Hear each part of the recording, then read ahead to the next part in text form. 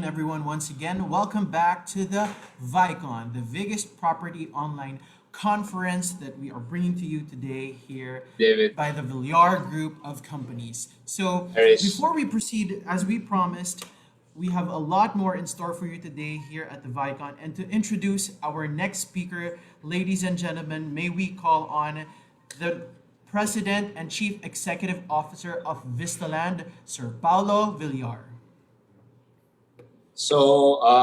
Thank you again for attending our virtual convention. A lot of people work very hard to do this, and it's my honor and privilege to introduce one of the esteemed, knowledgeable professionals in our industry, working for us for a very long time, known him for a very long time.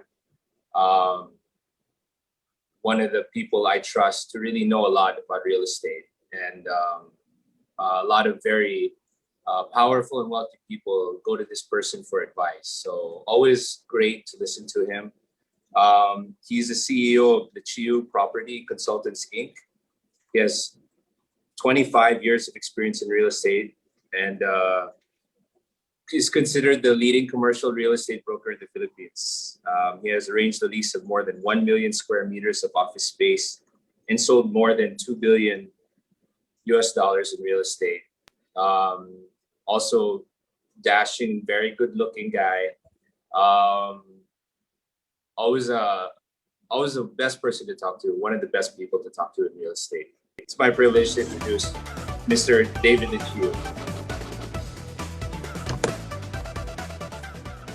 Paulo, thank you very much for that very kind introduction.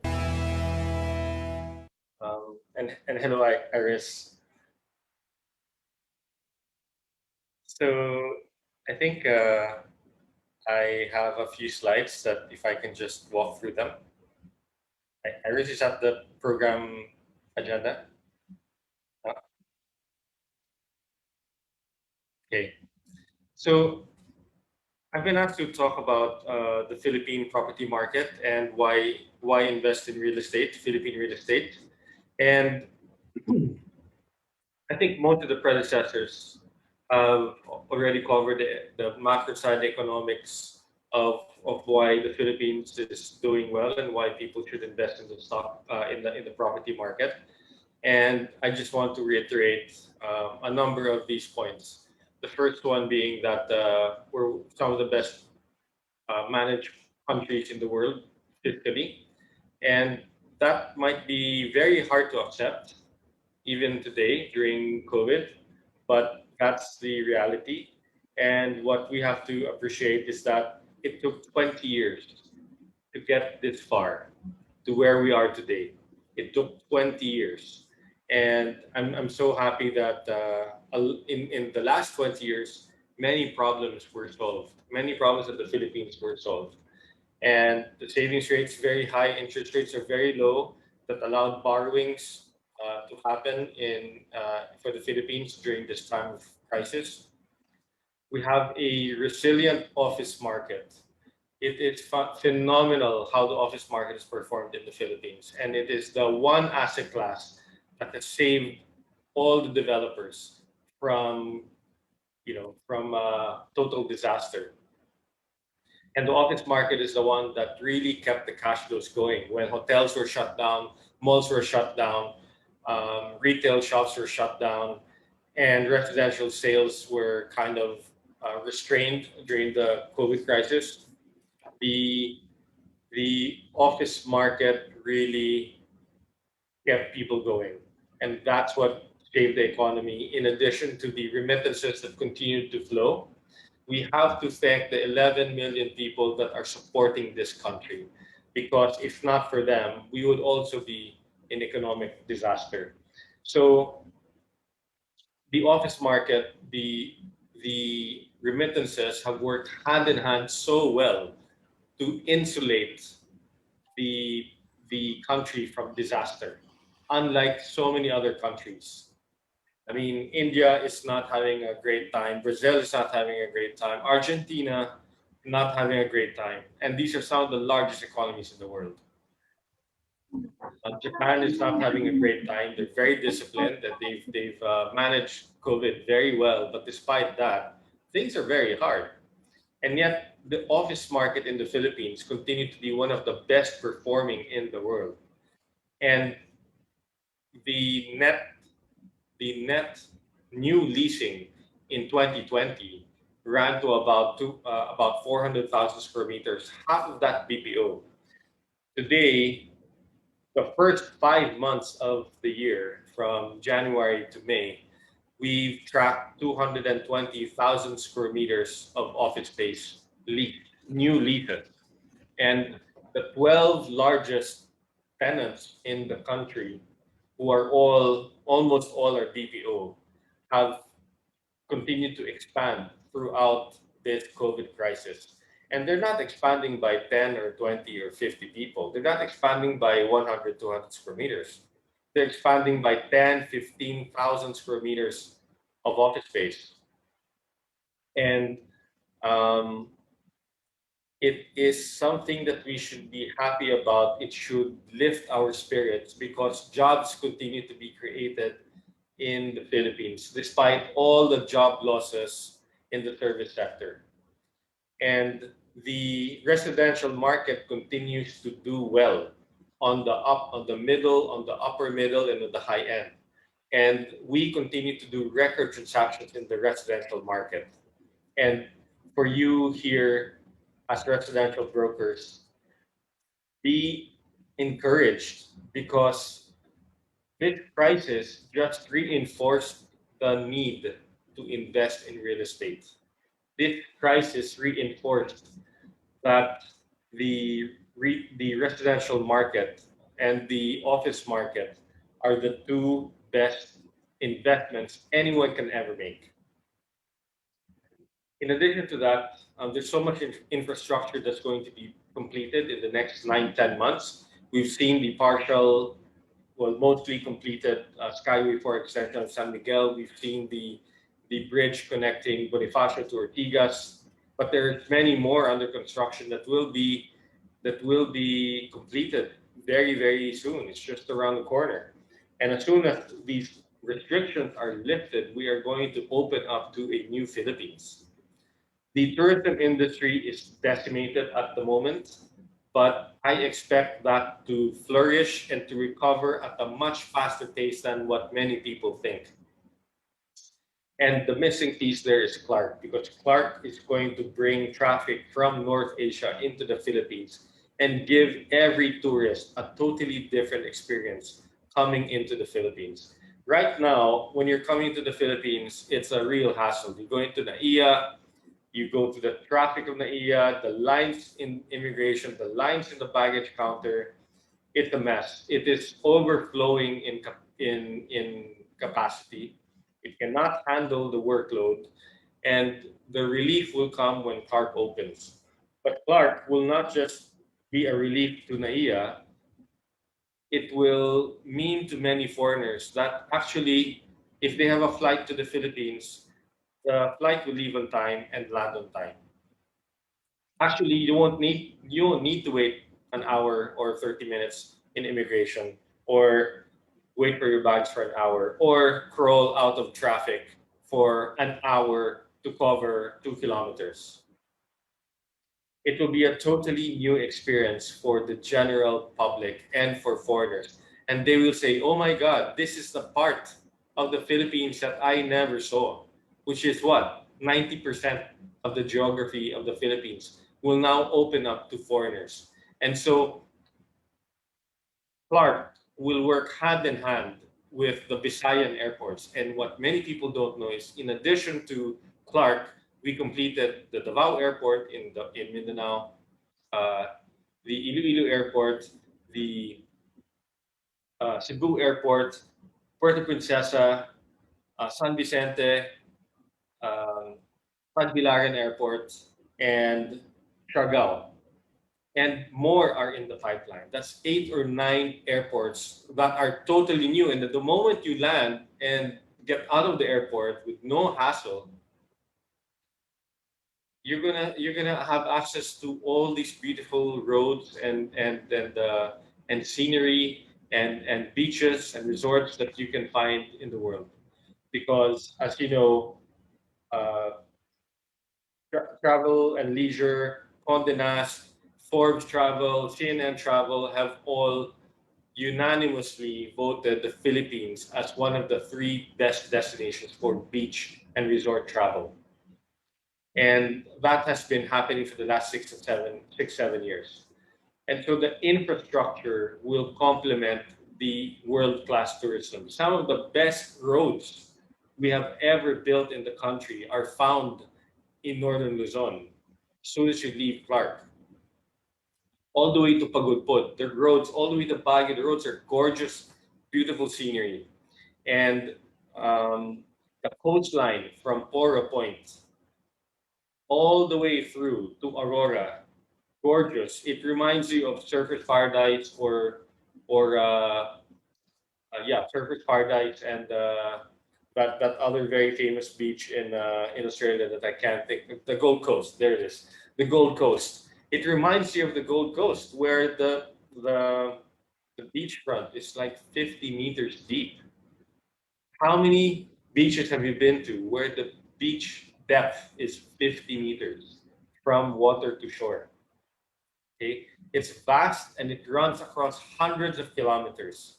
And so that alone in northern Luzon is fantastic opportunity. Then you've got Palawan, the most connected geography in the entire Philippines, a small piece of land, and it has 4 operating airports. It potentially will be the most connected island in the whole country. It is currently undeployed, underdeveloped, and I'm excited about that because Palawan to me will be our answer to Phuket, our answer to Bali. And guess what? It's not just about Phuket. Thailand has Phuket and Indonesia has Bali. We have Bohol, we have Ilocos Norte, we have Palawan, we have uh, the Visayan Islands. We've got so many beautiful places in Mindanao, crazy. And for the first time in the world, in all of Philippine history, the foreigners will be able to access the beautiful places much, much better. And then the retail market, frankly, so many people are cooped up in the house too long and they can't wait to get out. In fact, before lockdown, I was, in Poblacion very early in the evening until very early in the morning, and people are just out everywhere. And I've been to the malls, and yes, the traffic is much lower now, but the people who go through the malls today are very committed people. They go in and they actually buy something and they get out. Gone are the people who are just going there for aircon. Gone are the people who will just spend, 100 pesos or 80 pesos for a small cup of coffee or a small cup of milk tea and then sit there for 7 hours feeding off on Wi-Fi, free Wi-Fi. Gone are those people. The people left are the serious people who are spending money and keeping the mall open. Next. And that's going to make a massive recovery. And what will drive that big, big boost to recovery will be the REIT, because right now there are 9 REITs in the pipeline. Right, in the next 12 months, 2 are already existing, but there are 9 in the pipeline, and those are predominantly office REITs. We haven't even seen the retail REIT, which is even larger than the office sector. The office sector is 15 million square meters. The retail market is about 16, 17 million square meters. And the tenant profile, the geographic profile and diversity is throughout the country. And it's even more compelling to invest in a retail REIT as soon as we get out of COVID. And online retail will just complement that. It will not compete with it. Next slide. And so I encourage everybody to go long in property, because look at the last 10 years, 20 years rather, from year 2000, what our country went through every quarter, every year for the last 20 years. You can see in the text above this slide, every single negative event that has happened in the Philippines, whether it's a landslide or another calamity, another flooding, another coup d'etat, another assassination, another kidnapping, etc., etc., etc. We have been through so much, and yet in those 20 years, quietly, the economy was being rebuilt. It was being transformed to what it is today. 20 years ago, we were a junk bond. Today, we are a credit-worthy investment for the world. Before, in year 2000, nobody can invest in the Philippines because of their criteria for investment. Today, as an investment-grade country, so much money is coming into the Philippines despite COVID. And this is what people can't understand. And this is why, despite this ocean of bad news, and it's easy to spit out bad news. It's so cheap to talk about bad news. But be encouraged and be motivated by everything that is happening around us. And I'm not making this stuff up. In this whole COVID crisis, so many people have criticized me about this level of optimism that is unheard of in this market. And you know what? I just throw the facts to the faces of people and I say, I ain't making this stuff up. But people refuse to talk about these things. And so I will talk about it. And look, every metric that we have been through in the country in the last 20 years have been up. Remittances, everyone from the World Bank, IMF, and ADB have been predicting that the remittances will be dented meaningfully, especially in every crisis we've been through in the last 10 years, beginning with the global financial crisis. And even up to the COVID crisis today, these institutions are saying it's going to crash, and yet it continues to climb. It continues to climb. And so in 20 years, a very consistent, sound-minded DOF, starting with Cesar Purisima, Secretary Cesar Purisima, and today Secretary Sonny Dominguez, who have done an awesome job migrating this country through this COVID crisis. In their efforts and their economic team's efforts, coupled with all the money flowing in through the remittances, money and jobs created by the manufacturing sector and the BPO sector, has created this, a boom in real estate. And what best way can I demonstrate that than by the numbers reflected here with the GDP per capita that's doubled in 20 years. Remittances went from, 8 billion to 30 billion. BPO jobs from 1,000 people employed in year 2000 to 1.3 million people employed today. But best of all, Vista Land put up this village called Portofino Heights, and in year 2000, when it was launched, it was doing 11,000 pesos per square meter today. And just look at that number, about touching 100,000 pesos per square meter today. And again, we're not making this stuff up. And this is just one of many examples of Vista's projects that continue to grow as far as investment opportunities are concerned. Next. I will just go very quickly through these slides. So again, infrastructure, these are not drawings, these are meaningfully under construction that will be completed in the next 9 to 12 months. And for many of you who have tried the Skyway 4 extension of San Miguel, just remember that that's just one of 2 big projects, that the other one by Metro Pacific will be open in I think a year.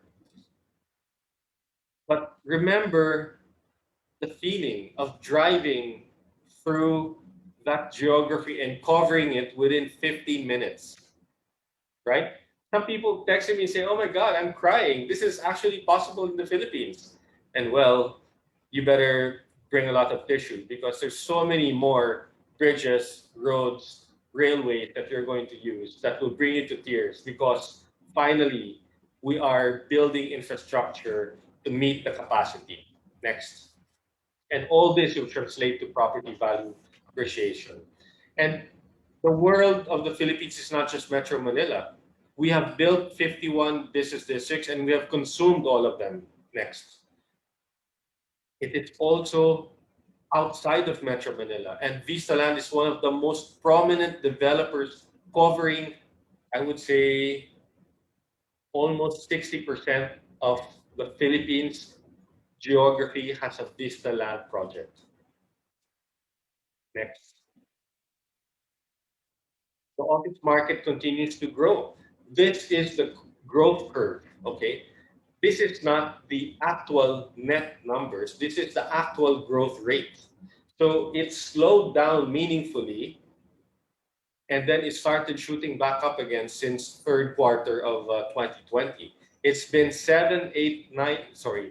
9 to 10 months since then, and it continues to climb. Okay, and mind you, this is the growth rate. So the growth rate slowed down, but we have to be mindful that it continued to grow. We're not in negative territory with the office sector.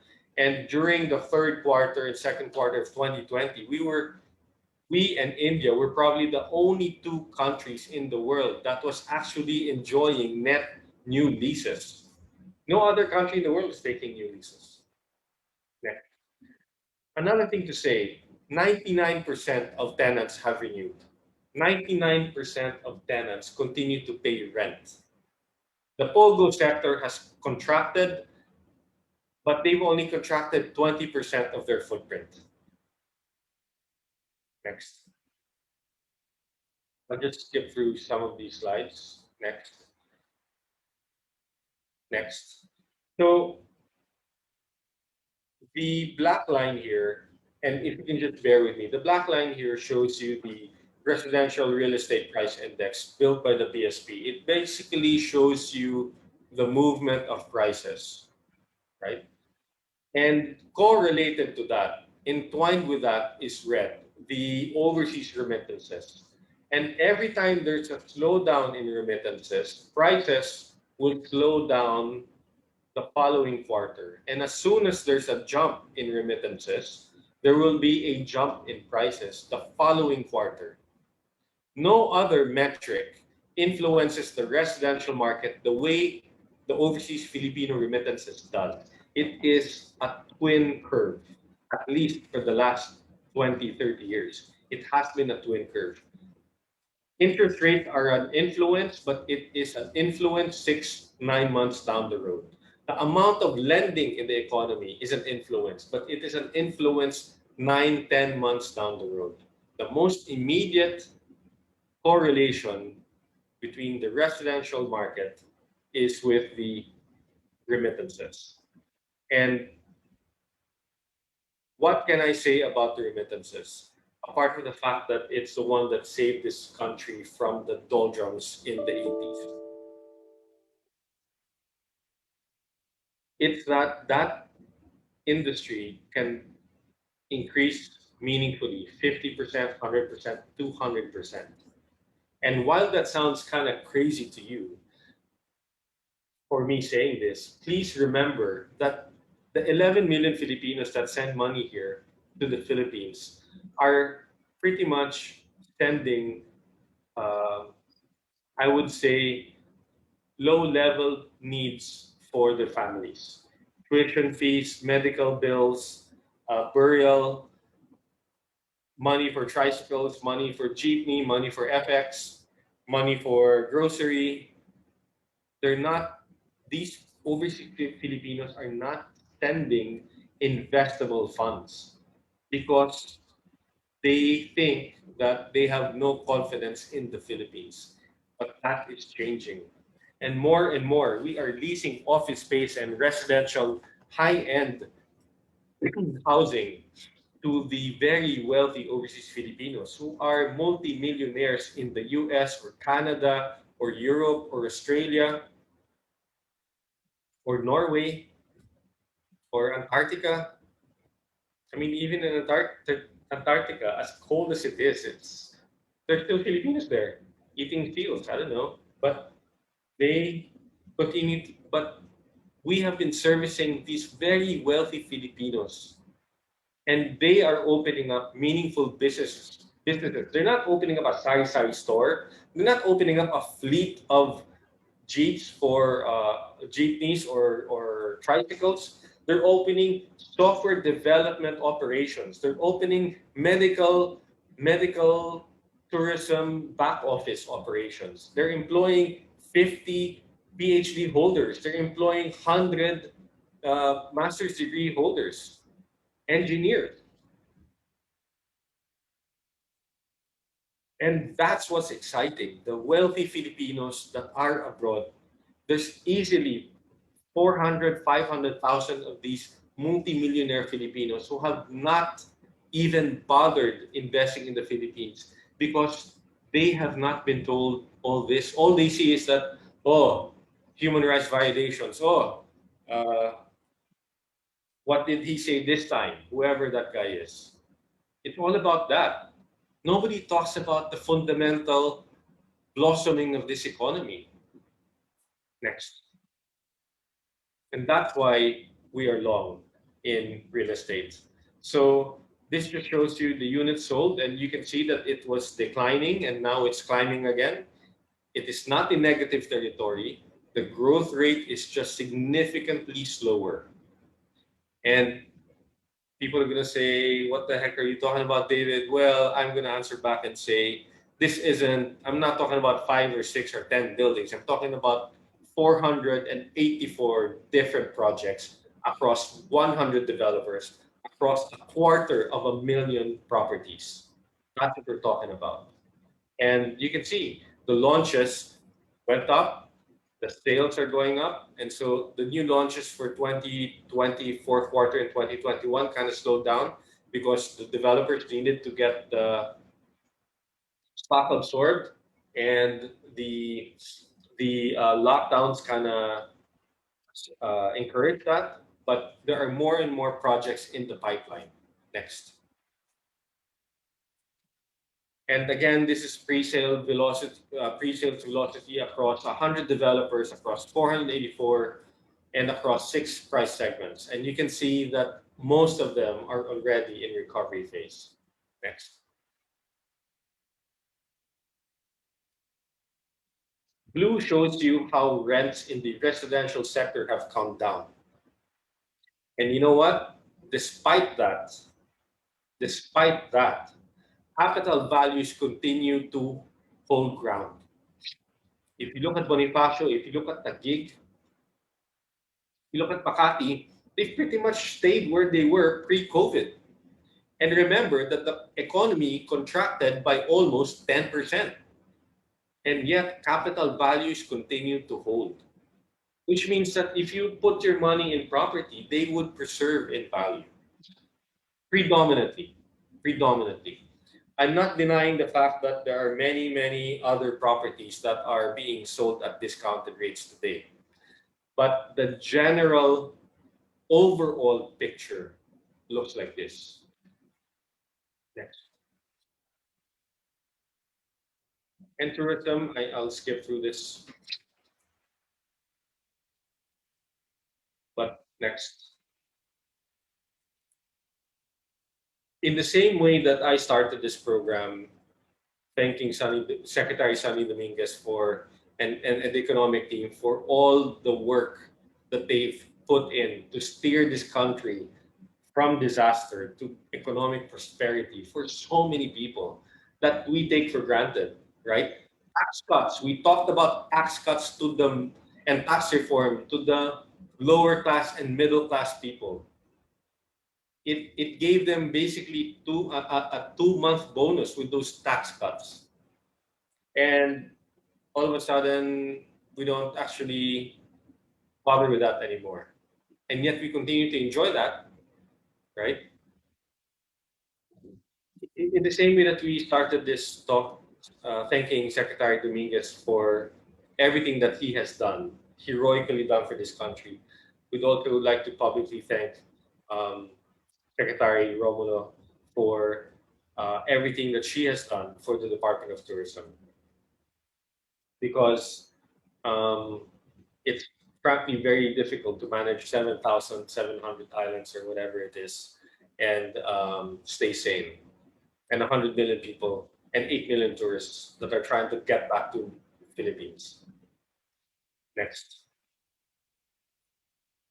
And hand in hand with her are all these influencers. In addition to Iris here, who's also an influencer, a meaningful influencer of the public, you've got all these foreigners that have lived here promoting the Philippines, telling other foreigners how beautiful this place is, how fantastic the experience is, how cheap it is. And these people are not living in mansions in Forbes or Dasma. They're living very modest, middle-class lives. And yet they're telling the world, come here, live here. It's awesome. It's fantastic. It's safe. The food is fantastic. People are so nice. And scenery is just crazy. And we're not talking about me. Every time I go have a YouTube video uploaded, I have like 20 to 80 people look at it, and that's it. For months, I'll have 80 viewers for months, and that's it. Topped at 80. These guys have like, I don't know, thousands of views, tens of thousands of views within hours of releasing a video. They've got millions of subscribers. They're across several ethnic backgrounds. They're not just white people. And they're all helping the Philippines become a better place, promoting it to the rest of the world, hand in hand with the government. Next. Next. Next. And so we talked about Portofino and how amazing it's done, and this gives you the blow-by-blow event of what it's done in the last 20 years, right? You basically would have had a 13% capital appreciation for 20 years straight, holding on to Portofino property. Next. And it's not just, next slide, please. It's not just Portofino. The blue charts, the blue colors show you the actual price appreciation of each of these Vista Land projects since they were launched. What year they were launched and how much percentage gain you have made from the asset if you sold it today. And the orange color shows you the average appreciation per year. Per year. So, for example, Pine Hills in Baguio, you would have had a 21% increase every year on average had you bought that in 2017. Had you bought Laureano de Trevi in Makati in 2006, you would have had a 9% increase. Now tell me whether these returns are good enough or not. I frankly think they're pretty good. Next.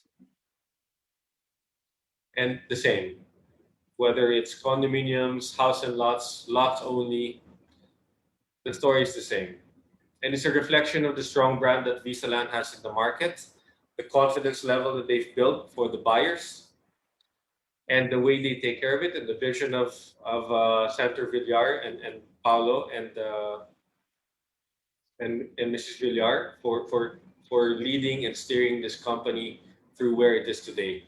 And with that, thank you very much for hearing me out. In closing, I want to say thank you to Paulo, who's been a very good friend to me for many years. I wish everyone here a safe year all the way through Christmas. Can't wait for New Year. Can't wait for massive vaccinations. I also want to say that the country has many problems, and that's why I am only cautiously optimistic. I am only cautiously optimistic because I am fully aware of the problems we still have to fix.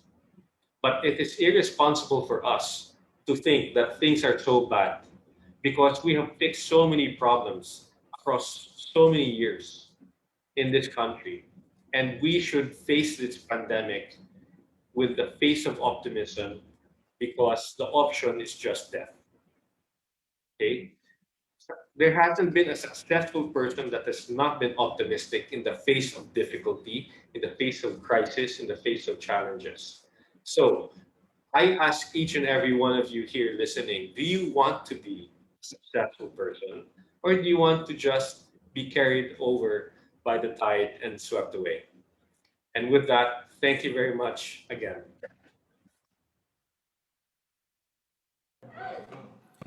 Thank you, Mr. David Leechiu, for a very informative presentation on real estate investment. At this point, we would like to introduce our moderator. She is the editor-in-chief of the Philippine Star's property section. She is an economic journalist covering listed companies and conglomerates. She also writes a column, Eyes Wide Open, which comes out on Philippine Star every Monday and Thursday. Ladies and gentlemen, please welcome Miss Iris Gonzalez.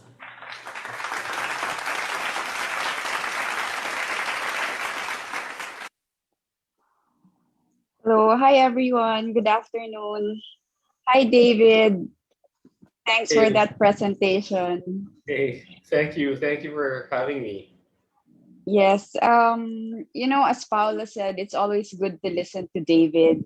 He always sees the glass half full. When times are bad, he's always optimistic and he has figures to back that optimism. And when times are really bad, he is even more optimistic, but cautiously optimistic. Thanks, David. So today he talked about investing in property. Actually, he's really the guy you can talk to when it comes to property, no? As Paula said, he's had years of experience. Actually, the first time I listened to him years ago, and he knows this, and I keep telling this, he said investing in the stock market is good, but investing in real estate is even better because you have that title and the asset appreciates over time. And the word he used was, it was a morning presentation, and the word he used was, investing in real estate is sexy. So I'll never forget that. David knows what sexy means. Thanks to you, I mustered the courage to invest in real estate. You're the influencer. Thank you. I hope you're So making money. from today's talk, my biggest takeaway was to go along with property, but I'm sure the audience would have more questions. So let's get the ball rolling, David. If you don't mind, I already have a few questions here. Um, what's the best real estate investment right now? You've mentioned a lot. You mentioned the office, the residential. Some don't have like enough to go along on all of these, but what would you recommend? The vertical, the horizontal? I think Yes. people have to have a safe and diverse portfolio. You have to have cash, you have to have bonds, or maybe not bonds, but stocks, and then you have to have real estate. And in real estate, there are basically two types. One that you buy to generate revenue, lease income. So you buy it, you maintain it, you rent it out, that generates you cash flow. And then the other piece is real estate that is land banking, where you just sit on the property and you just keep paying the real estate taxes, and please pay your taxes and pay them on time. Pay it in advance if you can. But so land banking where there's no cash, there's capital appreciation. And I guess I prefer to have people start with recurring income assets. So you buy something that you can rent out, regardless of whether it's a store for a sari store stall in a public market, or a warehouse, or a house and lot or a condominium unit. Whatever that is, just make sure that you're able to rent it out, because having a steady cash flow of tenants will allow you to then borrow money Mhm. and eventually move into land banking efforts. Because then you can buy property for very cheap and afford to sit on it for many years as the price appreciates. And then you can maybe develop it yourself, if not sell it or JV it with somebody like Lisa. Mhm. So, and then where to look for rental property? Well, I'm always core city. So Makati, Bonifacio would be the safest places to invest in, because Mhm. that's where the expats live, the business community. The single largest driver of the economy is Metro Manila. And so I would put meaningfully in Metro Manila. And then the other half of the portfolio, I would move to the countryside, where there's a lot of upside if you can sit and wait and manage that manage the asset over time. Okay, so it's good to diversify. We have a question here. It just came in. I currently have a 28 square meter condo in Makati and I want to lease it out. I just want to ask who's my probable target market and what would be their net income? Right Would you have, now, yeah. right now the yields in property in condominiums could be anywhere from 0 to 8%. It's zero because a lot of condo units are vacant, because a lot of the expats, foreign workers, dormitory occupiers, uh, middle class people who are part-time living in the condo during the weekday, and then go back to their mom and dad with their whole week of laundry on the weekend. So all those people are gone in Makati, and so most rents are gone. But I believe that that recovery is going to happen very quickly as soon as we're Mm. vaccinated, and then the dormant population in Makati and Bonifacio will lift again. So you could be a local tenant. Your tenant could be a local tenant, could be a foreigner, it could be a pogo it could be a Pogo Employee. tenant, employee. Mhm. And speaking of Pogo, I'm so excited about Pogo because that bill that is now days away, not days, couple of weeks away from passing into law, is going to be one cornerstone of the recovery of the Pogo sector. The other cornerstone is when we open the airports again for foreigners to travel back into the Philippines.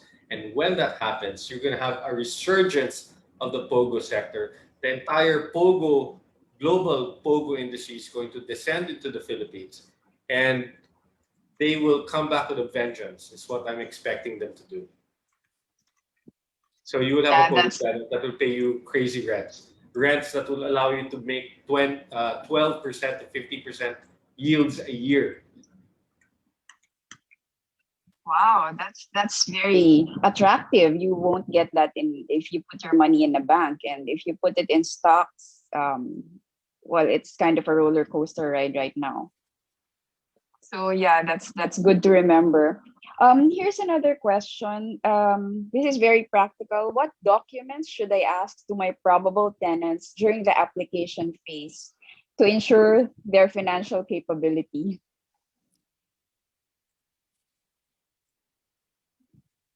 You would like to get a whole year's worth of rent if you can. Oh, okay. So you'll ask So, for what? post-dated checks. Well, no. Certain in the high end market, the tenants pay 1 year advance and 2 months deposit.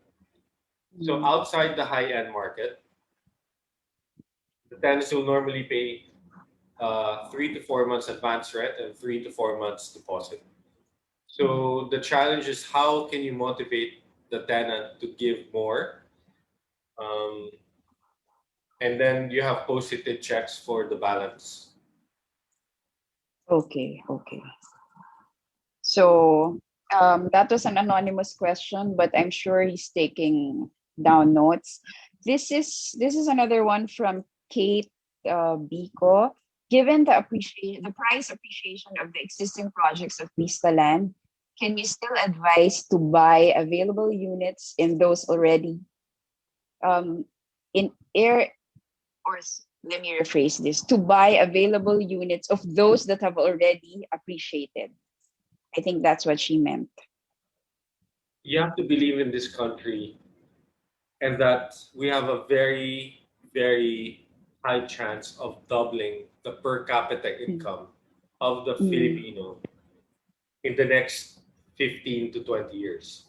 It doubled in the last 20 years. It's most likely going to double in the next 20 years, if not more. And mind you, if we even double it from where it is today, we will just, sorry, if we're able to double it in the next 10 to 15 years or 20 years, just remember that that is where Indonesia is today. And we're just going to make that journey, 15 years, 20 years from now. But if you believe that the per capita income is going to double in the Philippines, then you can just buy whatever property you can get your hands on and that you feel comfortable owning, whether it's direct to the owner, developer, or a secondary market. Okay. You've answered part of this a while ago in your presentation, but I'd like to ask again because it was raised. When do you think pre-COVID-19 levels, when do you think we'll see the property market return to pre-COVID-19 levels? It depends on different segments. The office sector, different segments of different geographies of the office sector have kept pre-COVID levels. A number are discounted. Land values are higher than pre-COVID numbers today. Okay, I can go village to village, and most villages, the numbers are higher than pre-COVID numbers. And in Punta Fuego, in the entire Batangas Bay area, so Punta Fuego, Tali Beach, Kawayan Cove, we have sold property there at 3x, 300% appreciation in 15 months. From the time that lockdown happened up to today, 15 months have passed, and prices there have tripled in value. It's kind of insane. Hello. Yeah. Here's another question. I own a piece of land in Cavite and would like to have it leased. Where can I access information regarding how much rental fees I can charge? Please write us an email in the website or directly to me, and I'm sure we will answer you. Yes, and for those with similar questions, yes, you can get in touch with Leechiu Property Consultants, and I'm sure you'll get all the answers. Here's another one, David. If I am to invest in a residential property, what should be an acceptable property valuation in terms of percentage? Meaning how much of your net worth should go into property? Is that the question? Yes, I think that's what you meant. Yeah.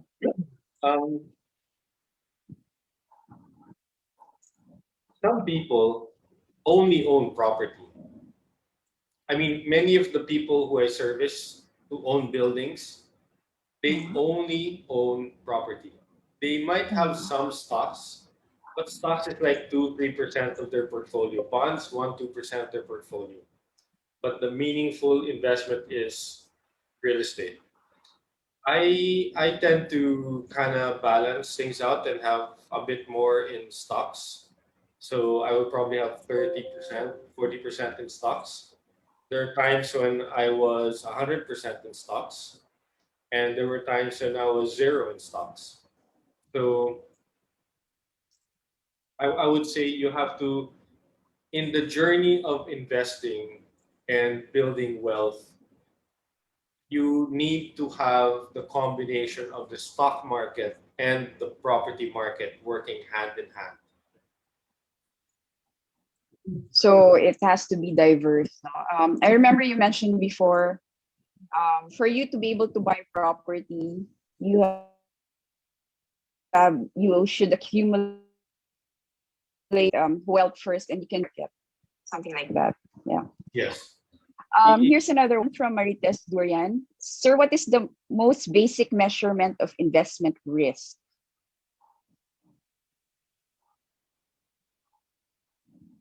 The interest rate. Interest rate. The Okay. interest rate. The interest rate. So you have, For example, in the early 80s, interest rates were 20%. You can deposit money in the bank, and Citibank will give you 2 times your money 5 years from now. I don't know, Iris, if you remember your mother talking about that in those times, because you're so young, pa, so you probably were not aware of that. But there was a time Citibank had you double your money in 5 years. That's 20% a year. If you had 20% a year and you're giving it to Citibank, and Citibank will give back to you twice the amount in 5 years, what else is there to invest in? Right? right. Now interest rates are like, okay, 70% of 1%, Mm. right? Before tax. So the philosophy is that interest rates will drive investments. Investment. And how much should real estate generate? It should generate at least a cash flow of about 5 to 7%. 5 to 7%. Okay. So I guess it's both interest rate and inflation, no? Like if you Yeah. inflation is growing faster than the interest rate or the interest you're earning, then you might as well spend your money or reinvest it elsewhere. Well invested. Frankly, look at the slides that we shared with you earlier, and any of and organizers, please, you're free to share the content with whoever you like. But those yields, those capital appreciation numbers are very high. They're meaningfully high than 5 or 7%. Well, the 5 to 7% is the cash yield from your investment. But the capital appreciation of 9%, 12% a year for 5 years, 8 years, 10 years, 20 years is kind of crazy. So Yeah. that's why I've learned from the people who, I mean, I have clients who have been investing since the 80s, early 80s. And They must be so rich. and they always say property is the best place to invest to beat inflation and to beat inflation. Right. Yeah, that's good to remember, no? Especially even when times are bad. But they said na when there's the best time to invest is when there's blood in the streets. Not literally, syempre. Well, they probably not do mean literally. Yeah, when it was first started, I think that was the time of Napoleon, ba? No, I mean, well, A long time ago. Here's another question. This is a tough one. Where's the best location in the Philippines to invest in? Bonifacio. Bonifacio. In Metro Manila, you'd say Bonifacio. Okay. In How about Philippines, in the it's provinces? Bonifacio. In the Philippines, it's Bonifacio. In the whole of the Philippines, it's Bonifacio. Okay. Yeah. But there are other places. So if you believe in tourism, I would encourage you to do Tangas. I would encourage you to do Palawan. If you like residential, then um, Portofino, and all the villages around. Evia City or Vista City, I think is the name now. That's 1,500 hectares of land that is fully deployable, and that will be around for 20, 30 years. That's exciting to me. Mm. Yeah, so there's a lot now you can choose. I guess it depends on where you're based or where you where you want to retire. Here's a question for you, like really for you. Personal question. What was your first real Oh, no. estate investment? Takot ka, no? Not too personal. What was my first investment? Real estate. Yeah, real estate investment. I invested in a small house where I first lived in when I got married for a year. That was a mistake. Oh, okay. It was in Antipolo and I worked in Ortigas.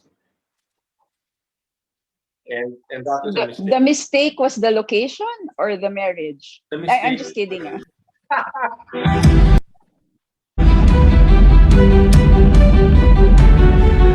can what happened? See, your joke kind of clouded us, but The Antipolo, you mean, the location. wait. Okay, so it was a mistake. The real estate investment was a mistake because, and I'm separated by the way, but it was a mistake because number one, we borrowed money to pay for it at a time when I wasn't ready really to borrow money, and I had this false sense of security that if I owned my real estate, it's no one can take it away from me, right? It's a misnomer because the bank can take it away from you anytime the next month that you miss your payment, right?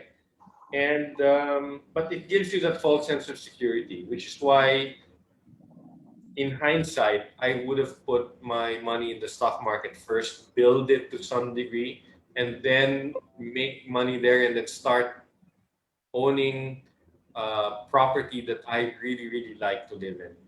So when I was there,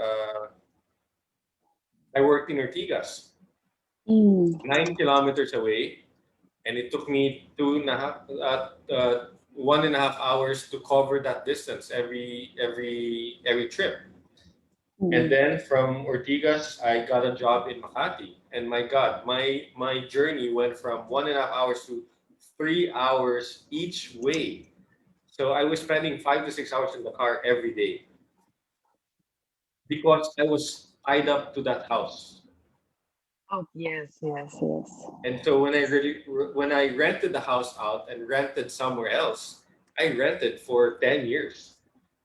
Okay. For 15 years. The first 10, 12 years, I was renting. And I was owning real estate, but I was renting most of the time. Okay. And it worked for you.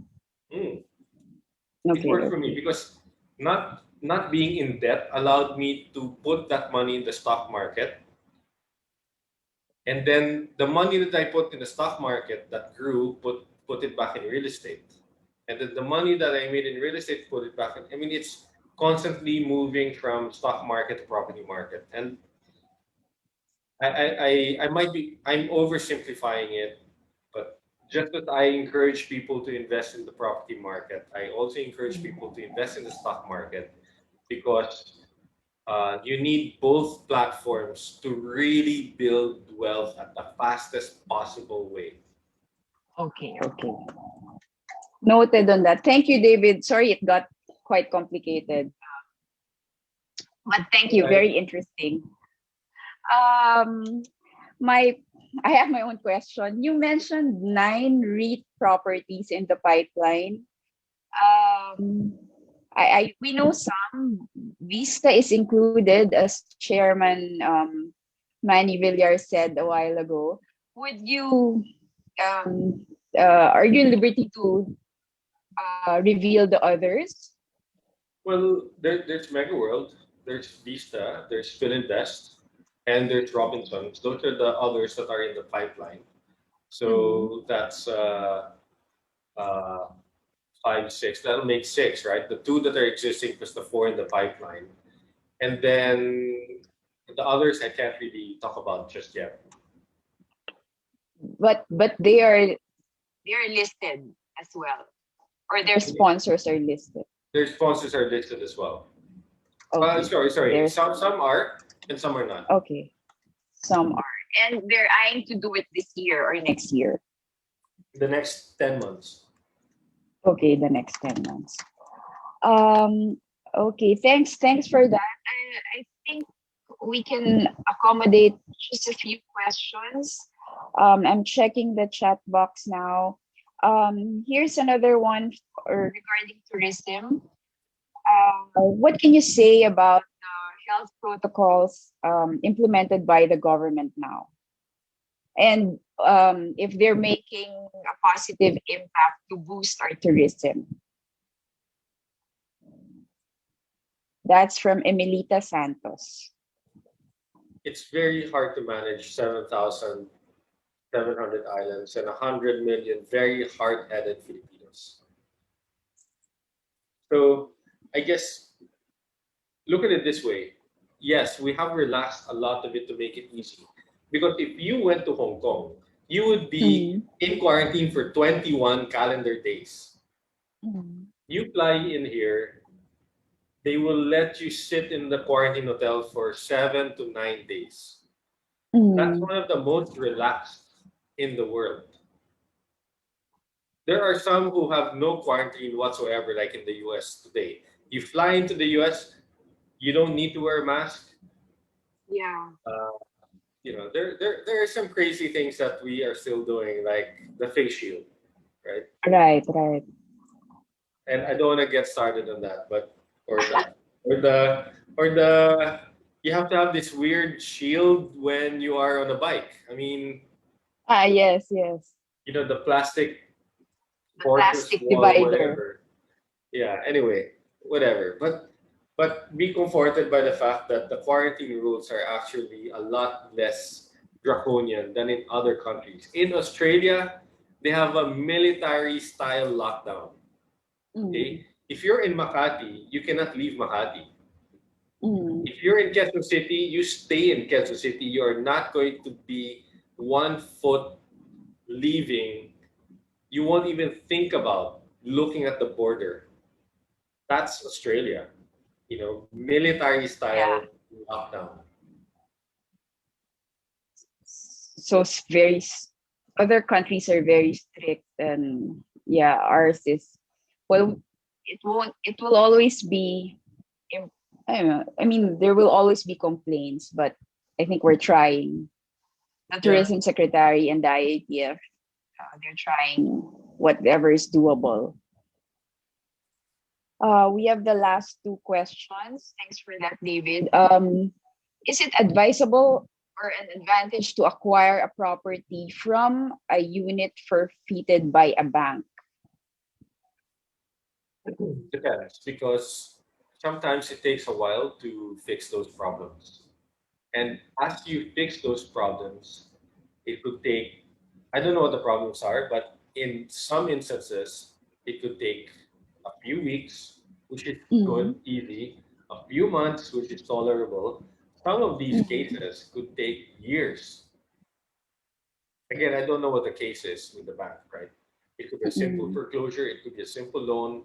I don't know what it is, but you have to understand that when you buy something that is very cheap, because you're discounting it because of all the problems. Well, just remember that the time it takes you to fix all those problems, you're so busy fixing all those problems that you're missing out on so many opportunities, right? And Right. I like to keep things very simple. I don't like drama. In any aspect of my life, I don't like drama, you know. I don't like problems. I like things that's simple. And so, because simple is easy, simple is transparent, and therefore you can operate on it. So I'm happy to pay the premium for simple. Okay, okay. No complications. Oh, so you don't like, you like things simple. That's why you don't age. What? I know. Seriously. As promised, this is the last question. It's from Luisa Malikdem. I hope I got your name correct. What's the best way to start in real estate as a 20 something? What are your thoughts on property flipping? What are my thoughts on? Flipping properties. You buy, I guess you buy and sell. You- You can buy and sell if you like, but it really depends on how much money you have. If it's below a certain threshold, let's say if it's below 2 million pesos, to speculate in real estate at 2 million pesos uh, might be To risk. uh, unscalable. It might be Oh, inefficient. okay. It's inefficient. Inefficient. Okay. Okay. So you buy and then rent, buy and Okay. rent. Which is why if it's 2 million or below, I would frankly just advise you to go invest in the stock market, flip the stock market, and then sell, and then Okay. move that money into the property sector, and just keep Okay. Okay. in out in out in out. Um, I'm oversimplifying it, Yeah. but again, in the journey of wealth creation, you will be much better off Mhm. having land and stocks at the same time. Stocks at And the same time. if I may say, Senator Manny Villar did it exactly that way. Look at Mm. the number of publicly listed companies that the Villar family own, in addition Mm. to all the land that they own, Right. Right. Yes. which Yes. propelled them to be the richest person in the Philippines. Right. So whether you're a billionaire family like the Villars or just a young individual making your way into the world, it's best to have a combination of both stocks and property if you want to build your wealth. Yeah. Right. Right. Thank you so much, David. That would be all. Thanks everyone for your questions. You can email David or Leechiu Property. You can visit their website, and they have a very good team. They're always ready to answer your questions, and they know the pulse of the market all the time. Thank you so much, David. It's been a pleasure, really. Thank you. All right, thank you so much once again, Mr. David Leechiu and Ms. Iris Gonzalez, for that very informative discussion about investment and properties in today's market. At this point, we would like to recognize our speaker, Mr. David Leechiu, by awarding the following certificate. And we would also like to call on the President and CEO of Vistaland, Mr. Paulo Villar, to join us in this awarding ceremony. The Thanks, Villar David. Group of Companies presents this certificate of appreciation to Mr. David Leechiu for sharing his knowledge and expertise as guest speaker during the ViCON, the Villar Group Convention, the country's first and biggest property expo by property giants Vistaland and Lifescales Incorporated and Golden MV Holdings, given this 24th of June 2021. Signed, Manuel B. Villar Jr., Villar Group Chairman, and Manuel Paulo Villar, President and CEO, Vistaland and Lifescapes Inc. All right. Once again, we would Paulo, like to thank thank you very much. Thanks, David. Always good advice. One of these days, we should do a seminar, maybe with Irish. Had a lot to add, but I was learning a lot listening to you, actually. Thank you. And then I can join you on the finance side. But Irish is right, and you're right. I mean, that's our family portfolio is kind of like that. A lot of stocks, a lot of land. And that's how our family grew our wealth. And my father, invested in property and held a lot and kept on investing. Sometimes it's I don't know if it's a boring formula, but it's worked. It's worked for a It long time. works, It's worked for a yes. lot of people. Yeah. So yeah, one of these days. Sure. But David, really appreciate, so knowledgeable. I think there was this long list of Q&A, which we could not get through. I'm sure we want to do it again. I think a lot of people wanted to listen to what David had to say a lot about investments, and everything. So appreciate it. Thanks, Irish, too. You look good. Thank you. You look great. Thank you. Thank you. Two very attractive people on this presentation. Thank you. Irish, you. I like that. I'm sorry, I was put off by your question, the one about the Antipolo property. I'm sorry. That was very good. David was very sport. Thank you, David. I'm sorry. Yeah. Always. David, always. thank I you owe you a again. drink. Thank you so much. Irish, thank you. Appreciate Bye, it. guys. Thank you. Talk to you soon. Be safe. Remain on screen, as we also would like to give our appreciation and confer our certificate of appreciation to Miss Iris Gonzalez for sharing her knowledge and expertise as moderator during the ViCON, the Villar Group Convention, the country's first and biggest property expo by property giants Vista Land and Golden MB Holdings, given this 24th of June 2021. Signed, Manuel B. Villar and Manuel Paulo Villar. Thank you. Wow, Paolo, I'll keep this, huh? Yeah, of course. I didn't We'll try to do expect this it. again, Irish. Always good. Very knowledgeable also. I mean, you and Sure. David, great pairing. Thank you, Paolo. Thanks very much. Yeah. Thank you, Talk- David and Talk to you Brian. soon. Yes, I'm yes. sure. Thank you. Appreciate it. Thank Okay. you. All right, once again, thank you, Mr. David Leechiu and Ms. Iris Gonzalez, for your participation and sharing your insights on investments and properties in today's market. You heard it, guys, from our industry experts. Today is as good as any day to invest in prime property. And lucky for everyone here today, the ViCON offers prime real estate property options available with the Villar Group. So make sure to visit our booths and our brand partners that is present today to get amazing discounts and offers on prime real estate.